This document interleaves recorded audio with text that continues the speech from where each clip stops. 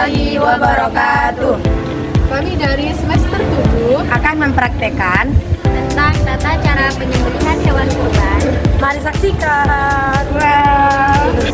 Sebelum melakukan penyembelihan, kita harus tahu dulu apa sih hewan kurban itu. Hewan kurban adalah hewan yang disembelih pada hari raya Idul Adha sebagai bentuk ibadah kita kepada Allah Subhanahu wa taala, yaitu seperti kambing, domba, sapi, dan unta. Di sini saya akan menjelaskan tentang syarat-syarat hewan kurban. Yang pertama, hewan kurban harus dalam keadaan sehat dan tidak cacat. Dan yang kedua, hewan kurban harus memiliki usia minimal yang sudah ditetapkan oleh syariat Islam. Dan yang ketiga, hewan kurban harus hewan ternak seperti contoh sapi, kambing, domba, dan unta. Dan di sini kita akan menggunakan hewan kurban berupa kambing.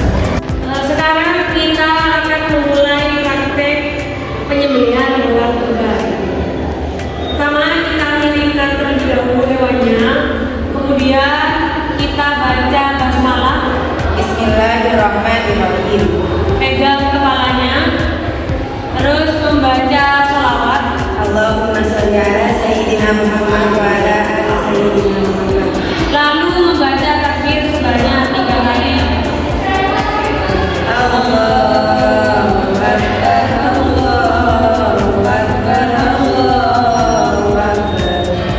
La ilaha illallah, Allahu Akbar, Allahu Akbar, walillahil hamd. Itu dilakukan sebanyak 3 kali. Tadi kami sudah mempraktekkan cara penyembelihan hewan kurban dan akikoh. Sekarang saya akan menjelaskan pengertian kurban dan akikoh. Kurban adalah ibadah dengan menyembelih hewan ternak sebagai bentuk rasa takwa kita kepada Allah Subhanahu wa taala dan dilakukan saat Idul Adha. Sedangkan akikoh adalah ibadah yang menyembelih hewan ternak atas rasa syukur kita kepada Allah Subhanahu wa taala atas kelahiran seorang anak. Dan waktu pelaksanaan kurban itu mulai dari tanggal 10 sampai 13 Dzulhijjah. Sedangkan waktu pelaksanaan akikoh itu mulai dari 7 hari lahirnya seorang anak. Hewan yang dapat dikurbankan atau diakikohkan itu diantaranya sapi, kambing, dan unta. Syarat dan rukun akikah dan kurban. Syarat dan rukun dari akikah di sini syaratnya yang pertama bayi yang dilahirkan atau anak yang dilahirkan dalam kondisi hidup, dan yang kedua orang tua anak tersebut beragama Islam. Sedangkan rukun dari berakikah di sini ada 2. Yang pertama, hewan untuk berakikah itu dari jenis hewan ternak seperti kambing atau domba.